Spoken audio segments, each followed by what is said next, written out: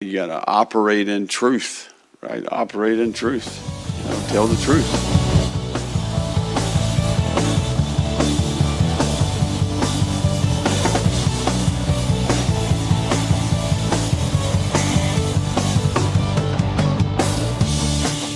Hello, everybody, and welcome to the Gator Truth Florida Football Podcast. I'm Daniel, and on this episode, we're going to take a look at the Gators' thrilling 38-6 victory against the South Carolina Gamecocks this past Saturday in Senior Day in the Swamp. Indeed, it was Senior Day, and what a good Senior Day it was. We had several seniors make some great contributions, including Ventrell Miller, although the stat sheet may not show it. There were several times he got great pressures. He definitely helped keep contained. Lots of good stuff from him. And Trey Dean ended up with a fumble recovery. And for a guy who's been much maligned, and some of that rightly so, it was good to see him going out with a great game. I don't believe there's a single play that I saw where I was thinking, what is he doing? And that's something you do want to see for a guy who, for better or worse, did give his blood, sweat, tears, and everything he had for the Gators for the past 5 seasons, and hopefully he continues this progress through the end of the year. It was also very positive to see us get such a lead and be able to see some of our seniors come in and get time, especially those who we've not seen much of, if any of before, such as Ingle, Will Harrod. And then it was good to see guys like Pouncey come in the game and get a catch. Also good to see Lingard and also Naquan Wright. And I believe Naquan Wright, at least this season, has not been the same since his injury that ended his season last year. This was a guy I had high hopes for this season. And unfortunately, for whatever reason, it did not work out. Good luck to him in his future. I hope if needed, he can step up if he's needed in the last 3 games of the season. If not, good for him. Also good to see Trent Whittemore get out there. Right before I recorded this, the news broke that he has entered the transfer portal as a graduate transfer, as we speculated last week about some of these guys with availability left, with some time they could play, that they were probably, even though it was a senior day, probably we're going to see them go to other programs and see what they can contribute there as the roster turnover for Billy Napier continues. And to be honest, if they are guys with eligibility left and it seems like they're not going to be playing much as I like them part of our program for their sake, I would love to see, for example, Whittemore join his brother up at Mississippi State and end up doing great things in Mike Leach's offense. He's done everything we've asked for him. He's been solid when he's played. If he's not part of our future plans, let's get some guys in who may be, and let's hope the best for him in his future, as well as anyone else who we may have in a similar circumstance. Once again, a great senior day. It was great to see all these players who, some have played a lot, some have played a little, get a little bit of time on the field and just experience what it's like to play in the Swamp one last time. That doesn't always happen on our senior days, so it was good to see that it did happen on this one. Even better to see it happen against an SEC opponent, as now they can say not only did they get to play in the Swamp, but they got to play in an SEC game in the Swamp. And that is also something becoming increasingly rare with the way Florida's been scheduling usually a cupcake the week before FSU, and that's usually the senior day unless it's FSU.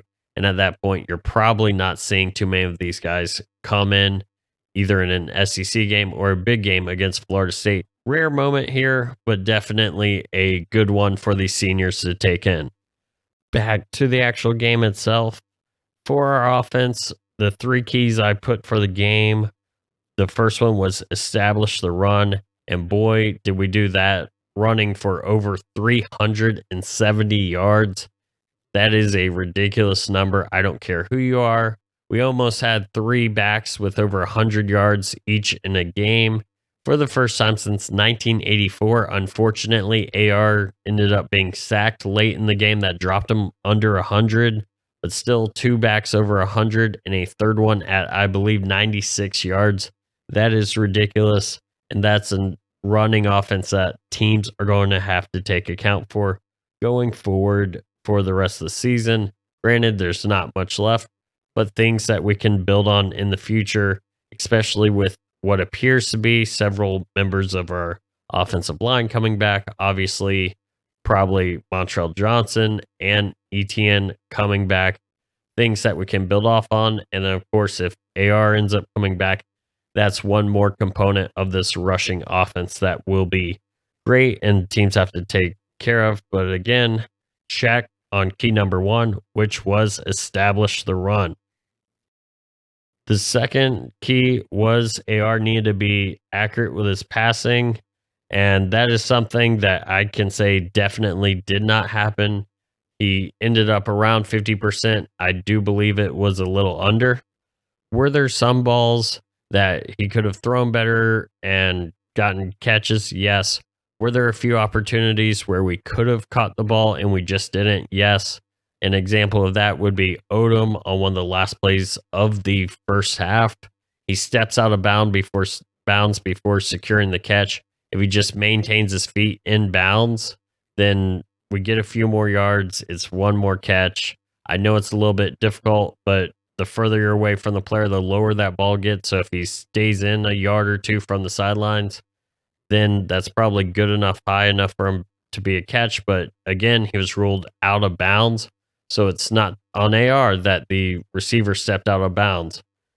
With that said, not there. Another example of this would be there was a low throw, but still a very catchable throw for Caleb Douglas early on in the first half. He didn't get below and make it. But again, these are also things that AR needs to make better throws on. I'm not saying that, these are all on the receivers. That's not what I'm saying. But I am saying there are times where we could help AR out and improve his completion percentage by making catches when the balls aren't perfect. There's also one that Bowman had thrown. It was behind him. Not a good throw, but it definitely, again, a catchable ball.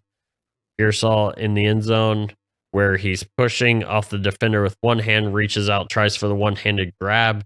I think if he ends up trying to grab it with two hands or doesn't have his hand pushing off the defender, I think we either get a PI call there or with two hands, maybe he brings it in for a touchdown. With that said, again, these throws need to be better. AR needs to put the ball placement better than what he has because we can't be under 50% completion percentage. Some of that may also be that Justin Shorter didn't play, Frazier's didn't play. So at that position where Frazier's is the backup to Shorter, we were on Douglas, who is the third string there. And that's not knocking him. I think he did pretty well in this game. But there is a difference when you're used to running timing and you're used to the speed of a certain receiver at this position, and now you have someone new. Think of Kyle Trask back in the Cotton Bowl, where Kyle Trask in the Cotton Bowl didn't quite look like Kyle Trask because he was utilizing a whole different receiving core because Tony was sitting out. I believe Grimes was out that game. Kyle Pitts was out that game. There was all sorts of things. And I'm not saying it's exactly similar, but I believe that's some of it. In the press conference today, Anthony Richardson said he needed to remember that these guys have game speed. And I do believe that that is what we're seeing is he has to remember the speed and the timing for the way these receivers run as opposed to the ones that he's used to. That's not to say that he was accurate and that he shouldn't be more accurate. Those are both true. But I do think there's a little more to it than simply saying he had an off day. Moving on to the third key that we had, which was take care of the football. For the majority of this game, until the game was way out of reach and we're killing time, we did not turn the football over. Granted, there were a few opportunities we could have, such as the fumble on the punt by Henderson. We had a bad snap that hit Richardson. I don't believe he is ready. But until Naquan Wright fumbled, which I do feel bad, that's going to be his last play in the swamp. But until Naquan fumbled, we took care of the ball pretty well. So as far as the offensive keys, 2 out of 3 isn't bad. I would like to see us doing all 3 things, even if they're not my listed keys. And of course, that is establish the run, be accurate in the passing game, and take care of the football. If you do those things, then we will win more times than not. Switching over to the defense now. The first key that we had was to contain Rattler. I did say that he didn't have quite as many rushing yards as you'd believe. Now, part of that was that they had given up 20 sacks on the year coming into it, and that will limit rushing yards. And at one point, we did see Rattler scramble for a first down. We saw him try and scramble a few more times, but the reason he wasn't successful those other times were we contained him. And if we contained him, that'd be forcing them to go to their passing game, which I believe wouldn't be that strong. We had discussed that Marshawn Lloyd would be limited, and then later on, after after our preview was released, he was ruled out for the game, and we didn't believe there would be too good of an offensive rushing game for South Carolina, and that's why we focused on the pass. Well, containing Rattler does do more for the passing game, because how many times this season had we seen quarterbacks drop back to pass and kill us on sprints out? So it was a good thing. And by doing that, we did get some sacks and ended up forcing all sorts of chaos. The second thing we had was man D, create small windows, and Rattler will give us turnovers. Rattler didn't throw any picks. I'm not sure how much we played D versus zone. To be honest, when I watched the game back, there was so many other things I was looking at. But I do know there are several times when watching the game live, I turn to the people I was with and say, look, we're up in press man. And there are not too many times that they had a guy get wide open on us. And that is a testament to our defense. And we also had a few other times where they got the ball, had a little bit of space, and we forced a fumble that happened on 2 out of 3 drives. Miguel Mitchell and Torrance caused one, Kamari Wilson, and recovered by Trey Dean on the other one. Overall, the coverage was solid. I would say that a few of our sacks might be deemed coverage sacks. And also, Spencer Rattler, at least about 40% of his yards came on 3 passes. And when he had under 150 yards passing, that speaks to how well our defense played, how good our coverage was. So I will say maybe, because again, I'm not sure how much zone versus man we did. I should have looked more at it, but overall, great coverage. And I think that's the main point. We didn't get any interceptions, but that's all right. They had many safe throws, not too many risky throws. And by safe, I'm talking many of them were within 10 yards. We had several behind the line.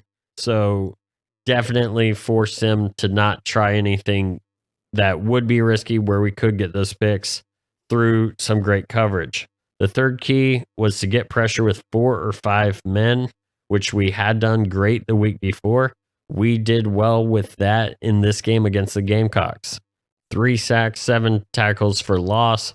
I know at least on one play, we forced a bad throw by Ventrell Miller, getting a hit on Rattler right as he was releasing the ball, if not just half a second later. So good things with us getting pressure. Lots of guys stepping up, lots of guys moving in the pocket, mirroring what the quarterback was doing. Lots of positive things with this defense coming from the pressure, and that would be a check mark.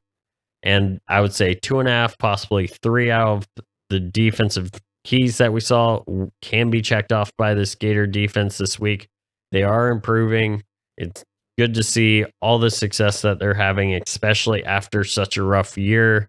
Again, what we saw against LSU and Tennessee, some of that was very inexcusable, but now they are starting to do things better. And we'll talk about what they're doing better in just a minute and what my feelings are. We did have a special key for special teams, was watch out for Beamer ball. We completely failed that key. Not just because the only points we gave up on the game were 6 points on a fake punt, but also having 2 block kicks. That's awful. And for the fake punt, there are tweets that were out there before the play happened said, I would make sure I'm in safe. There is some indication that someone just blew a coverage. But if you watch the playback, there are several chances to get the man down that we just did not get him down. And then, of course, we allowed 2 block kicks. On the first one, I'd love to see a down the line shot. I thought maybe he was offsides. is what it is. But again, did not reach that check mark with our special teams. The good news is I don't believe we face a team with as good of special teams in our final 2 games, and probably not in the bowl game. So a little bit good there, a little bit bad. We didn't do as well as we could have against South Carolina in that side of things. However, on the flip side, that's probably the best special teams units we will face for the rest of the season. Going back to the defense, I do want to go ahead and enter one of our truth be tolds, and that's truth be told, 2 things can be true. I've seen many people on Twitter picking one side or another on this. I've seen it said around, and I believe that saying it's one or the other is really a false dichotomy, because 2 things can be true. And those 2 things are, 1, we faced some really bad teams the last few weeks, and 2, that our defense has improved. Many people don't want to acknowledge that our defense has played possibly the 2 worst offenses that we will face in this back half of the season. South Carolina, without Marshawn Lloyd, without their second string running back, is nowhere near as good of an offense as they could be. Granted, they're still a pretty bad offense, but now you take away their top weapons and you're really hampering that offense. And also, we talked about how there's all these players out with the flu at Texas A&M, so even their bad offense wasn't as good as it could have been. Again, Connor Wegman probably a lot better than Haynes King back there for A&M. So we can admit that these were bad offenses, made even worse by circumstances. But on the flip side, we can acknowledge that the defense is doing better.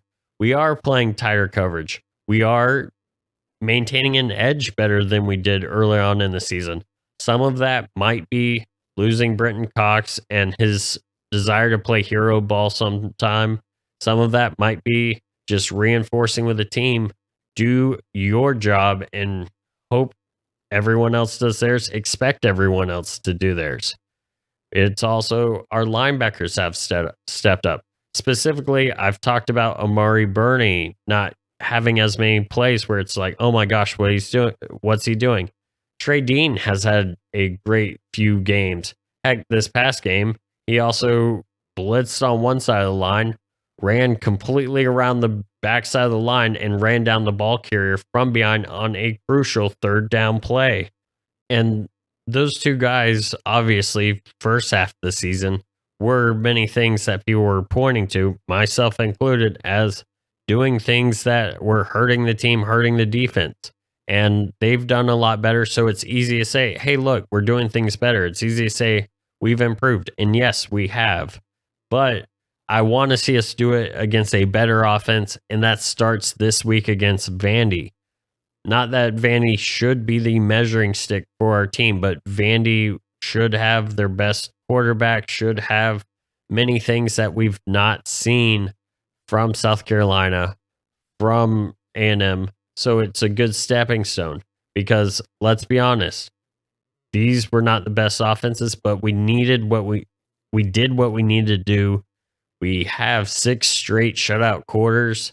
There's a lot of good things going on, a lot of improvement going on. This team is getting there. But we need to continue to show that this week against Vanderbilt, and we need to add to it because Florida State is the best offense that we will face in our final 4 games of the season, and that's a game on the road. We won't have the crowd helping them out, and that's where I will want to see, is all the improvement that we're seeing for real, or is some of it or a lot of it having to do with the bad offenses? Again, right now, I think both can be true. We have improved, no doubt about it. And we've also faced some bad offenses. But sometimes, think of it this way. Sometimes you have to play the Charleston Southerns or whoever of the world who aren't good to build confidence for your team. You still, even though you know you're going to take care of that game, you can tell whether the team is lining up right, whether they're hitting the right gaps, filling gaps right, whether they're playing good man or good zone. And you can tell that even though it's a bad opponent. And that's what I'm seeing right now. And I'm not saying that A&M and Carolina are on the level of Charleston Southern, but I am saying that they were not at full strength and they were not good offenses to begin with.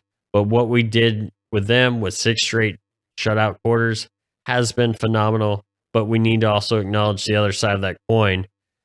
And hopefully we continue to see that this week against Vanderbilt. Hopefully we continue to see that in 2 weeks as we head to Tallahassee on Black Friday.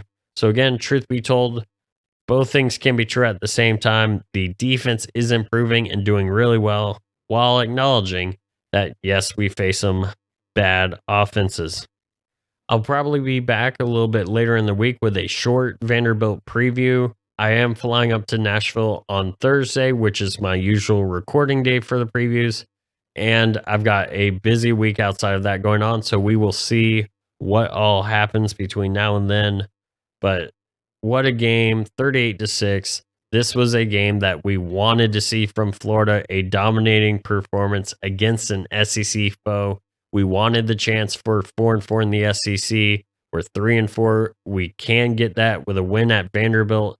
A loss at Vanderbilt, I believe, unravels a lot of the good progress we've made. So this is a big game coming up, a cold game coming up, and we'll discuss that in the preview episode. But thank you. I've enjoyed it, and I do realize that in the South Carolina preview, I did not give a score. I've written down on my notes here that I would have done 31-21 Florida. I am glad that we, scored more than I thought, and held them much lower than I thought. So good for us. There were things we could do better, but overall, we checked the boxes we needed to. We got to see some seniors play that haven't played much, if at all, and we'll never get to see play in the Swamp again. But how could I let this episode go without saying the highlight of the night, which of course was the fumble recovery and strip by Big Desmond Watson, and running it, unfortunately, as Gervon Dexter said in today's press conference, that Des told him the ball was coming loose, and so he would rather protect the ball than potentially fumble it. And you know what? He did. There's been a lot of fun memes out there. Big Des being posed as a Heisman. I've seen captioned this with Dez's hand against the side of Spencer Rattler's helmet. And of course, Florida Gators football has posted on all social media a Shooting Stars meme. If you don't know what that is, you'll know when you go and find it. And there was one tweet I saw on Twitter that said, had he scored, fans would have rushed the field. I'm not quite sure if we would have rushed the field, but I don't think I've heard a pop that big in the Swamp, at least since the first game of the season. That was something worth hearing when everyone realized he had the ball and the chance to score. Congrats to Desmond Watson on that. Hopefully we see him score. Billy Napier did say in his press conference today that he has a deal. If the defense is 10th overall or top 10 overall in total defense and scoring defense, he will put defensive players in on the goal line package. So something for them to work towards. Perhaps get Big Dez a touchdown before he leaves Gainesville with those improvements. And of course, that would be a sight to see and something I'm looking forward to if that happens. Well, with that said, thank you everyone for listening. And as always, go Gators.